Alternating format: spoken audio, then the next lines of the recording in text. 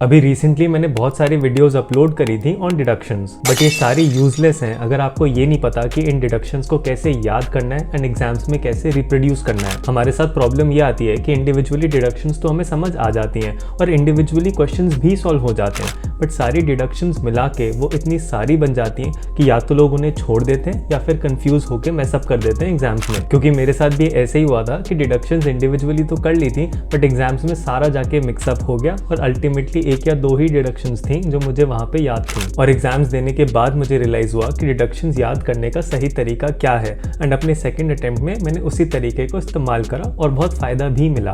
और वही तरीका है जो मैं आपको बताने वाला हूँ इस वीडियो में, सो दैट आप वो गलती ना करो जो मैंने करी थी। हालांकि मेरा सेकंड अटेम्प्ट कॉस्टिंग की वजह से लगा था, ना कि टैक्स की वजह से। डिडक्शंस के साथ प्रॉब्लम है उसकी वॉल्यूम। लगभग 20 डिडक्शंस हैं एंड जब किसी चीज की वॉल्यूम इतनी ज्यादा होती है तो दो प्रॉब्लम्स होती हैं। एक तो याद करने में दिक्कत आती है और दूसरा अगर याद हो भी जाए तो मिक्सअप ना हो जाए उसका डर होता है। सबसे पहले एक काम करो, A4 साइज पेपर को स्लिट करो डिपेंडिंग कि कौन सा सेक्शन याद करना है। अगर बड़ा सेक्शन याद करना है तो बड़ा साइज कट करो, अदरवाइज छोटा। देन जो भी इंपॉर्टेंट पॉइंट्स हैं उस सेक्शन के उन्हें कंसाइज एंड क्रिस्प मैनर में प्रेफरेबली डायग्राम वे में नोट करो। फिर जो ऐसे पॉइंट हैं जहाँ पे तुम कंफ्यूज होते हो, जैसे रेजिडेंट के लिए है या फिर NR के लिए है या कोई स्पेसिफिक कंडीशन या अमाउंट, उसे हाईलाइट करो सो दैट वो स्टैंड आउट करे दिमाग में। एंड देन इसे किसी वॉल पे या डोर पे लगा दो। अब तुम्हारे पास टोटल 20 डिडक्शंस हैं एंड अगर तुम ये टारगेट सेट करते हो कि हर 2 दिन में मुझे एक डिडक्शन याद करनी है तो हद से हद 40 डेज के अंदर तुम सारी डिडक्शंस को याद कर सकते हो और ऐसे याद कि भाई दिमाग में छप जाए। अब 2 दिन लगाओ और सबसे पहले ये सेक्शन याद करो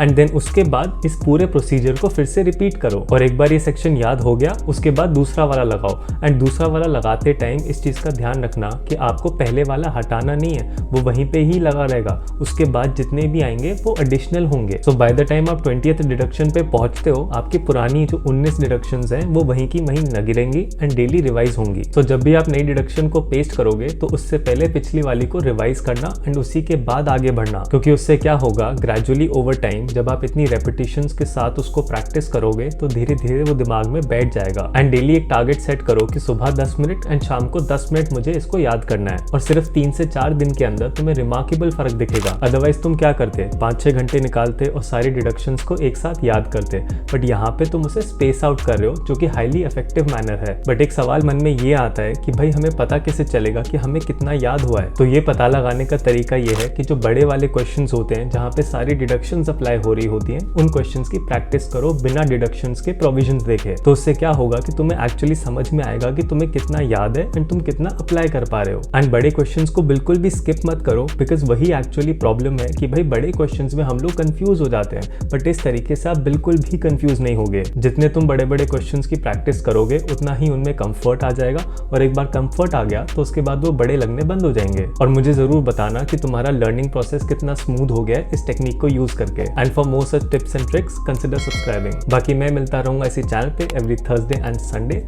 you take care, have a nice day.